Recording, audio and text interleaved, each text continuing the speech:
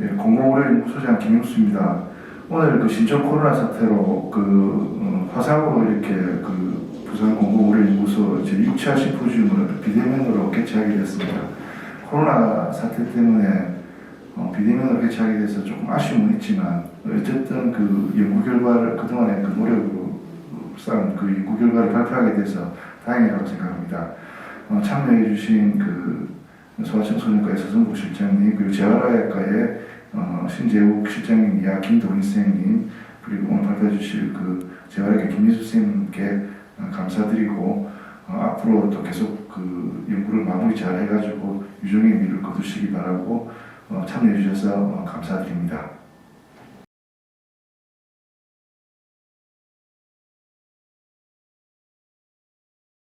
네, 반갑습니다. 소아청소년과 서성국입니다. 이번 공공의료 연구 주제는 고도비만 환아에서의 약물 치료 효과에 관한 것입니다. 저희 소아청소년과에서 지금 2014년부터 해서 지금 매년 지역 아동센터 아이들을 건강검진을 하고 있었습니다. 이 표에서 보면 거의 비만 아동이 우리가 400명에서 한 500명 가량의 아이들을 건강검진 하였는데 비만이 거의 한 10%, 과체중이 한 10% 전후로 계속 나타났습니다. 우리나라 전체의 소아청소년 비만율을 보면 2001년도에 과체중이 12%, 비만이 10%, 고도비만이 1.2%에서 1.8%였는데 2014년도에는 과체중과 비만은 거의 비슷하게 보입니다. 그런데 고도비만이 2.1%에서 2.4%로 2배 이상 늘어났습니다. 저희 2019년 지역 아동센터에서 검진한 결과를 보면 과체중 비만 비슷하게 나오는데 고도비만은 거기 평균보다 훨씬 더 높게 5.9%로 나타났고 보통 고도비만이 남아에서 많다고 그러는데 저희 지역 아동센터에서는 남아와 비슷하게 나타났습니다. 이것은 소득 수준에 따른 비만 유병률이었는데요. 예전에는 1998년도에는 고소득층에서 비만이 더 많았는데 최근에서 조사를 해보니 저소득층에서 비만이 더 많더라 하는 그래프입니다. 저희 소아청소년과 비만의 원인은 대부분이 단순성 비만으로 과잉 섭취에 의한 운동 부족에 의한 그런 비만이 제일 많습니다. 이 소아청소년 비만의 문제점은 대부분이 성인 비만으로 이행한다는 데 있습니다. 거의 70%에서 85%까지 성인 비만으로 이행하는 것으로 나타나 있고 또 소아청소년 기간에도 벌써 고혈압이나 당뇨, 지방간 등 대사성 질환이 발병을 하고 있습니다. 특히나 이 소아청소년은 성장기이기 때문에 성조숙증이나 성장장애를 동반하는 부작용이 더불어 나타나기도 하고 이 아이들한테 우울증이나 심리적 문제가 같이 나타나기도 합니다.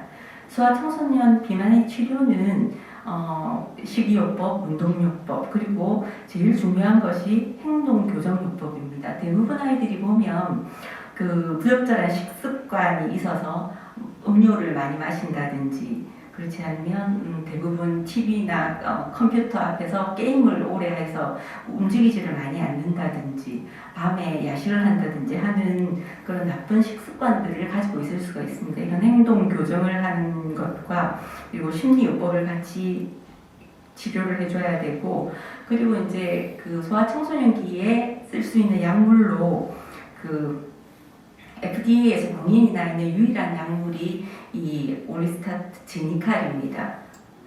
그래서 요번에 우리 비만 아이들한테 이런 행동 교정 요법과 더불어서 이 올리스타트 제니칼을 같이 치료를 해서 이 제니칼의 효과가 약물 치료 효과가 어떤가 하는 것을 연구하기 위해서 3, 4, 5월에는 식이요법과 운동요법, 생활습관 교정요법을 실시하고 그리고 6, 7, 8월에는 거기다가 약물요법 제니카를 같이 추가해서 이 두 그룹 사이에 약물요법이 얼마나 효과 있는가 하는 것을 알아보기로 연구를 잡았습니다.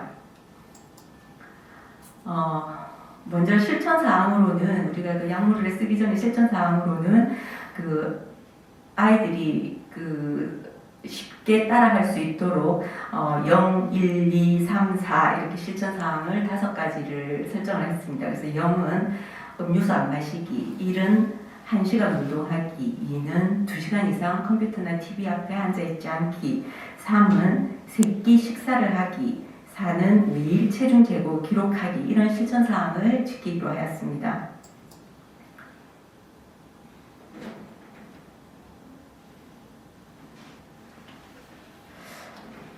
여기 이제 우리가 이렇게 했는데 사실 이게 잘 되지를 않았습니다.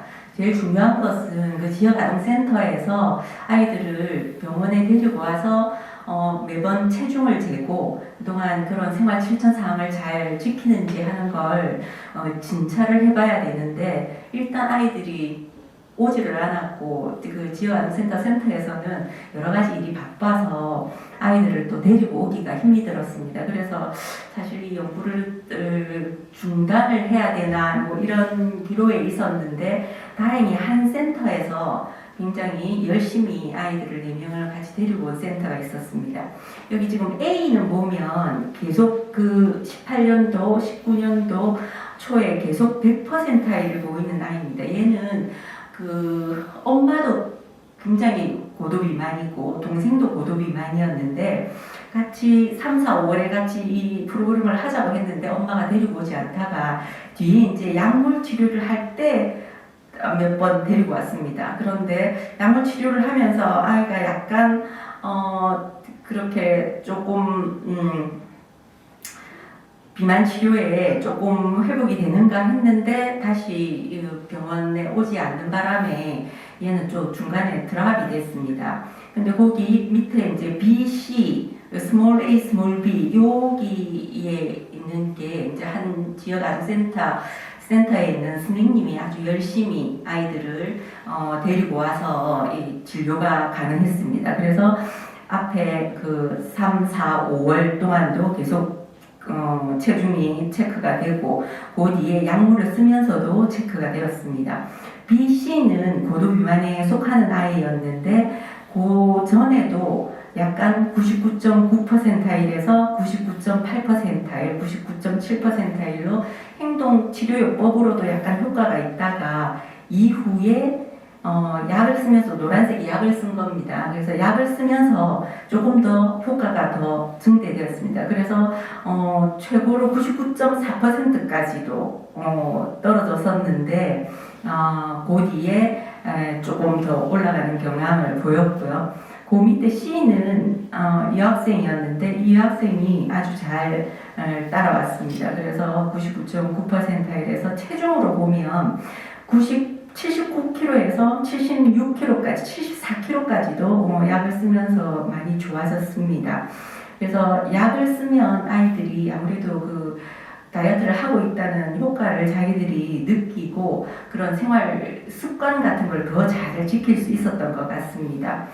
근데 그 위에 보면 B는 처음에 한 달 약을 먹다가 이게 약이 그 스툴 인컨티넌스가 있을 수 있습니다. 그래서 약을 먹고 아이가 변 실금을 하는 바람에 학교에서 실수를 해서 약을 안 먹다가 옆에 같이 하는 누나가 약을 잘 먹고 체중이 많이 빠지는 걸 보니까 자극을 받아서 다음 달에 안 먹기로 했다가 그 다음 달에 또 다시 약을 먹기 시작했는데 약을 다시 먹기 시작하니까 몇 번 먹으니까 이게 또 변실금도 스스로 좀 조절을 할 수 있게 되었습니다. 그래서 약이 복용이 순조롭게 될 수가 있었습니다.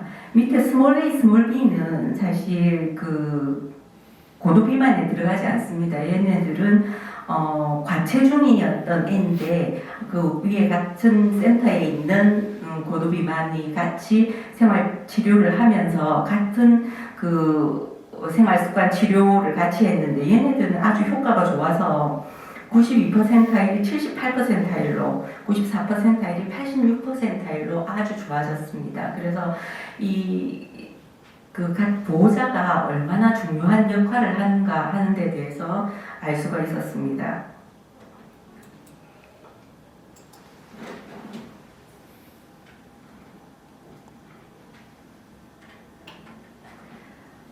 다음을 보면 사실 그 앞에 생활치료하는 데는 생활습관 치료하는 데는 오지 않다가 뒤에 이제 약을 나누어 준다 하는 소식을 듣고 그때 이제 몇 명 참가한 학생들입니다. 그래서 그 앞에 하고 지금 뒤에 비교가 되지를 않고 약을 나누어 줄 때 이제 몇 번 와서 약을 먹었는데 보면 약간의 호전들이 있었습니다. 이번에 이 약은 그 진구하고 연제구 약사회에서 협찬을 해서 약을 석 달 동안 한 어린이에게 석 달 동안 약을 무료로 제공을 하겠다 해서 석 달 동안 약을 먹었습니다. 그래서 아이들이 석 달 동안 약을 먹고 조금씩 좋아지는 걸 보다가 계속 약을 먹을 수 있는 상태가 되지를 못해서 중단하고 난 뒤에 다시 체중이 올라가는 그런 경우가 있었습니다.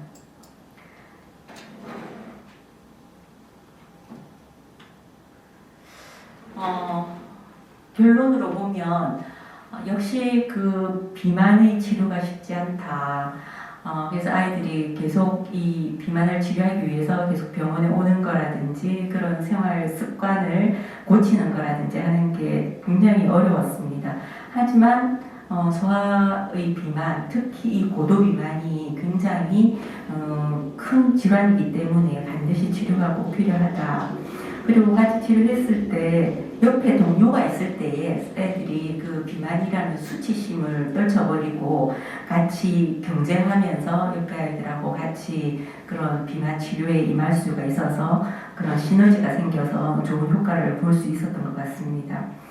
그리고 무엇보다도 아이들은 그 보호자, 부모나 보호자의 역할이 굉장히 중요했습니다. 그래서 곧 단 한 군데 지역 아동센터의 그 선생님의 열의에 의해서 그 센터에는 그런 과체중 아이가 과체중을 벗어나고 고도비만 아이가 끝까지 그 치료에 참가를 하면서 효과를 볼 수 있었습니다. 그리고 올리스타트의 부작용은 그 인컨티넌스인데 이게 처음에는 아이들이 조절하기가 좀 힘들었지만 약간 먹으면서 스스로 약을 먹는 시간이나 화장실 가는 시간을 조절을 할 수 있게 됨에 따라서 조절이 가능했습니다. 그래서 이 약물 복용이 약의 직접적인 효과도 있지만 그런 이 다이어트를 하고 있다, 약을 먹음으로써 다이어트를 하고 있다 하는 그런 인식 강화 효과가 있어서 그냥 약을 먹지 않고 생활 실천 사항만 가지고 다이어트를 하는 것보다 훨씬 아이들이 잘 따라오고 효과가 더 있는 것으로 생각이 되었습니다. 이상입니다.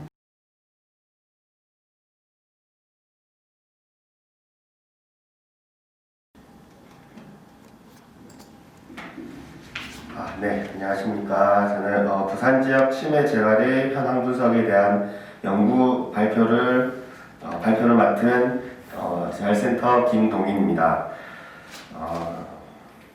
발표를 시작하도록 하겠습니다. 서론입니다.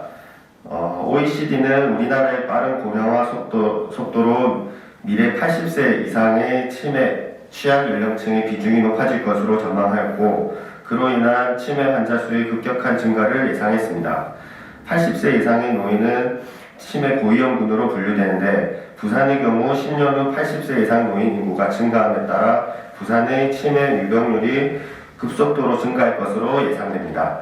이러한 치매 문제가 갈수록 심각해지는 데 반해 치매 재활 프로그램들에 대한 체계적인 현황 파악 및 분석이 미비한 실정입니다. 특히 부산은 치매 유병률이 급속하게 증가할 것으로 예상되어 현재 부산의 치매 재활에 대한 분석과 문제점 파악, 그 대책 마련이 시급하다는 생각을 했습니다. 그래서 저희 연구는 부산의 치매 재활의 현황 파악을 통해 부산의 치매 재활이 나아가야 할 방향을 제안하고자 하는 목적으로 진행하게 되었습니다. 연구 방법입니다. 조사 대상은 부산 지역의 16개 각 군에 있는 치매 안심센터와 주야간 보호센터를 조사했고 2019년 6월부터 2020년 2월까지 대상 기간 총 34곳에 설문 전화를 실시하였습니다. 최종 34개의 기관에서 실시하고 있는 치매 관련 프로그램의 현황을 수집하고 분석하였고 모든 항목은 기술 통계를 사용하여 백분율을 구하였습니다. 결과는 기관 유형에 따라 치매 안심센터와 주 야간 보호센터로 나누어 비교 분석하였습니다. 네, 결과입니다. 치매 안심센터는 크게 4가지 프로그램으로 나누어서 진행하고 있었습니다. 일반 노인을 대상으로 하는 치매 예방 프로그램, 경도 인지 장애 노인을 위한 인지 강화 프로그램, 치매 대상자를 위한 쉼터 프로그램, 치매 가족을 위한 자조 모임 및 교육 프로그램으로 구성되어 있었습니다. 결과를 살펴보면 프로그램 진행자는 모든 프로그램에서 작업치료사가 가장 많은 비중을 차지했습니다. 프로그램의 빈도와 시간은 치매 대상자를 위한 쉼터 프로그램이 가장 많은 것으로 나타나 실제 치매 확진을 받은 대상자를 위한 프로그램이 가장 활발히 운영되고 있다는 것을 알 수 있었습니다. 네, 다음은 프로그램 참여 기간입니다. 참여 기간은 치매 예방과 인지 강화 프로그램이 6개월로 가장 많아 치매 예방에 초점을 맞춘 프로그램이 장기간 운영될 필요가 있다고 사료됩니다. 프로그램 구성 내용은 전산화인지 프로그램이 가장 많은 빈도를 차지했습니다. 프로그램에 참여하게 된 계기나 방법은 모두 보건소에서 선별되어 참여하게 되었다는 응답이 가장 많았습니다. 네, 다음은 주야간 보호센터의 결과입니다. 부산 지역 내 주야간 보호센터 21곳의 기관을 대상으로 분석한 결과 치매 재활 프로그램을 시행하는 곳은 18개 기관으로 85.71%가 시행하고 있었습니다. 하지만 이 18개 기관의 치매 프로그램은 대부분 대상자 구분 없이 진행되고 있어 치매를 전문적으로 케어하는 프로그램은 없었습니다. 치매 재활 프로그램의 진행자를 묻는 질문에 사회복지사라는 응답이 66.67%로 가장 많았습니다. 다음은 고찰입니다. 고령화로 인해 치매 문제가 심화되고 있고 특히 부산의 경우 치매 유병률이 급속도로 증가될 것으로 예상되어 통합적인 치매 재활 서비스 시스템을 구축하는 것이 필요합니다. 우리나라의 치매 정책은 치료 영역과 복지 영역으로 이원화되어 있어 두 영역 간의 서비스 연계가 부족하고 종합적인 서비스 제공이 힘든 구조를 보이고 있습니다. 이는 서비스 이용자들이 서비스 이용에 불편함을 느끼게 합니다. 이러한 문제를 해결하기 위해서는 부산의 지역적 특성에 맞게 적용할 수 있는 통합적인 부산 치매 관리 시스템을 구축하여 치료와 복지 서비스를 원활히 제공할 수 있도록 부산시와 각 분야의 지역사회 기관 간 지속적인 협력이 필요할 것입니다. 현재 지역사회에서 제공되는 대부분의 치매 예방 프로그램이 전문 인력 부족, 지원 부족, 경제적 어려움 등의 이유로 일회성으로 그치는 경우가 많아 치매 예방 효과에 대한 지속성을 유지하기가 어려운 상황입니다. 이러한 문제점을 보완하기 위해 치매는 예방이 중요한 질환임을 고려하여 치매 예방에 대한 예산 및 인력 확충을 통해 적극적인 치매 예방 관리를 하는 것이 필요합니다. 또한 지역사회 치매 관련 기관에서 맞춤형 치매 전문 재활 프로그램 적용 및 치매 관련 기관 간의 연계 과정에서 지속적인 치매 환자 중재를 위한 표준화된 치매 재활 프로그램 개발이 필요할 것으로 사료됩니다. 다음 결론입니다. 본 연구는 현재 부산 지역의 치매 재활 현황을 알아보고자 하였습니다. 우리나라 치매 정책은 치매 관리 인프라 구축에 있어서 부분적인 성취를 이루었다고 할 수 있으나 통합적인 치매 관리 시스템을 시행하지 못하고 있는 실정입니다. 부산 지역도 치매 재활 프로그램은 양질의 프로그램 내용으로 집중적으로 많은 시간 운영이 되고 있었지만 치매 프로그램에 대한 보다 지속적이고 체계화된 중재에는 어려움이 있었습니다. 통합적인 치매 관리 시스템 구축을 위해 부산의 실정에 맞는 시스템을 개발하고 치매 전문 인력 확충 및 지역사회기관들의 연계를 통한 지속적이고 체계적인 치매 프로그램 적용이 필요할 것으로 사료됩니다. 네, 이상 발표를 마치겠습니다.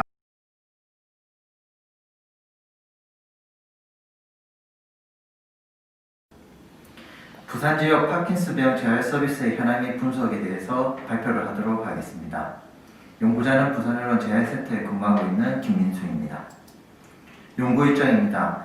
3월달 자료 수집을 시작으로 12월달 연구 논문을 투구를 완료를 하였습니다. 연구 배경입니다. 파킨슨병은 전 세계적으로 치매 뇌졸중과 더불어 발생하는 대표적인 3대 노인성 질환으로 인구 고령화에 따라 세계적으로 발병률이 증가하고 있습니다.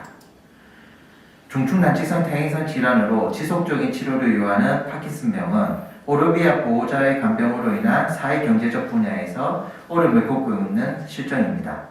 파킨슨병 환자에게 가장 일반적인 치료 방법으로 약물요법이 사용되어지고 있으나 파킨슨병이 진행됨에 따라 많은 환자들이 진행되는 장애를 해결하기 위해 부수적으로 재활 서비스에 의존을 하게 됩니다. 현재 부산 지역 파킨슨병 환자의 물리치료 재활 서비스는 중추신경계 발달 재활 치료로 실행이 되어 제공이 되어지고 있으며 서울 경기 지역 다음으로 물리치료 재활 서비스가 제공되어지고 있습니다. 운동기간이 증가할수록 운동장애를 개선 및 생존율이 증가된다는 보고가 있으며 파킨슨병 환자의 기능을 개선하기 위한 운동 방법으로는 가동 범위 및 근력 강화 운동, 자세 교정, 균형 및 보행 운동 등이 포함된 다양한 물리치료 방법들이 활용되고 있습니다. 연구의 필요성입니다.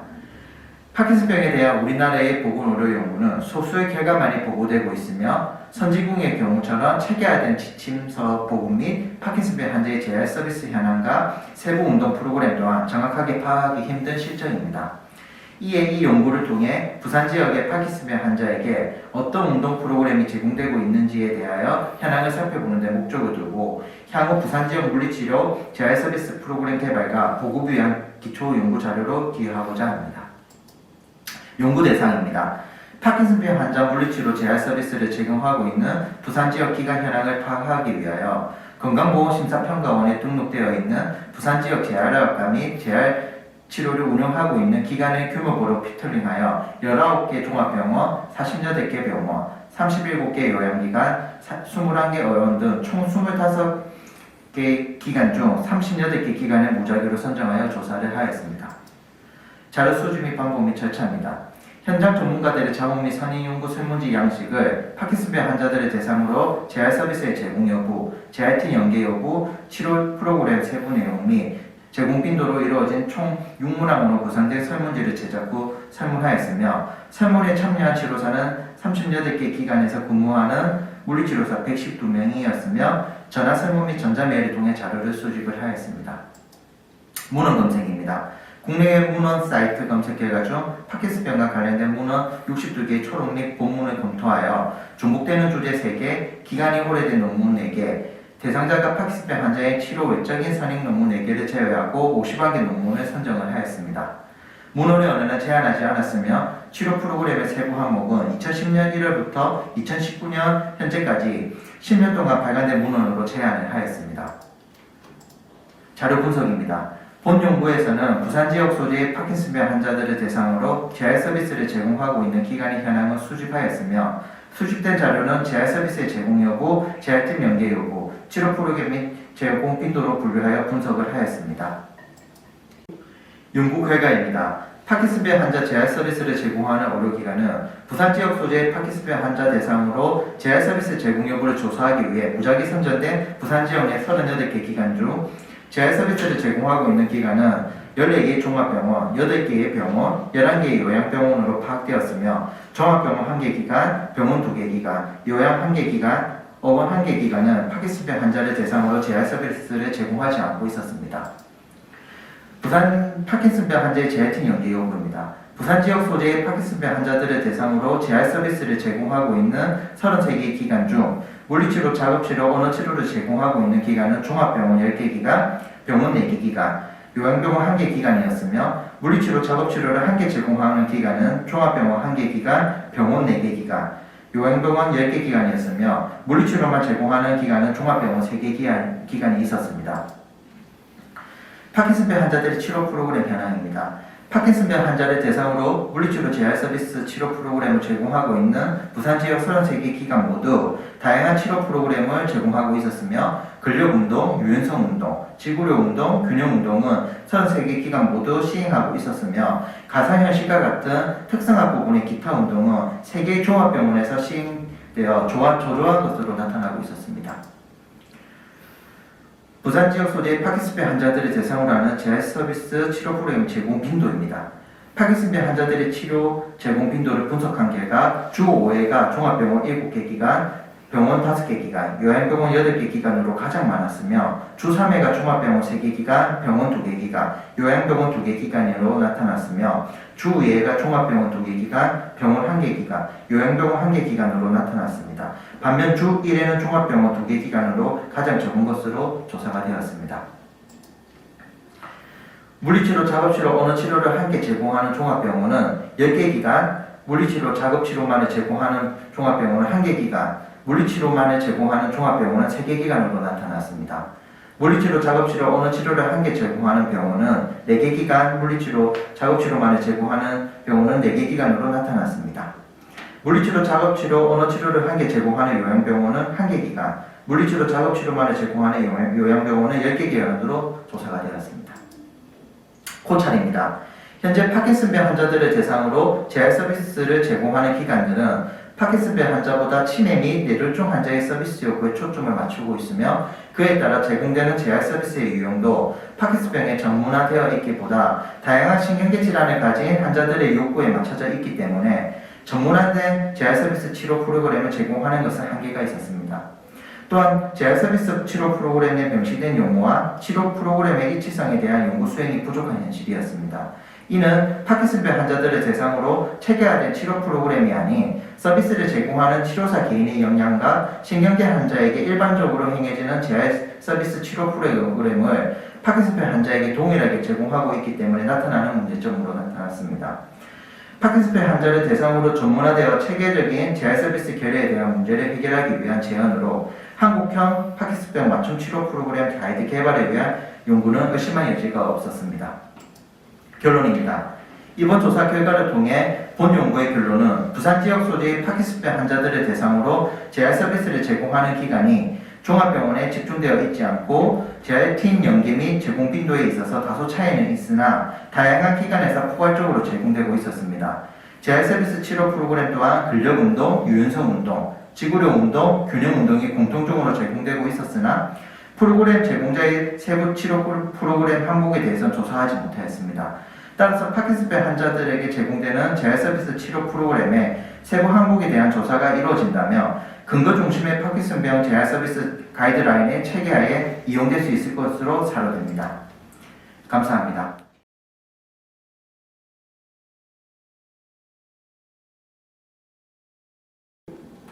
예, 오늘 그 공공의료연구소 비대면 심포지엄에 발표해 주신 세 분의 인자 선생님께 감사드립니다. 그리고 또 이 행사를 준비해 주신 우리 공공의료 사업가 담당자님들께도 감사드립니다. 향후 앞으로 우리 공공의료연구소에 많은 좋은 연구들이 참여하고 또 연구하게 돼가지고 지속적으로 발전을 하게 되기를 기원하겠습니다. 예, 이상입니다.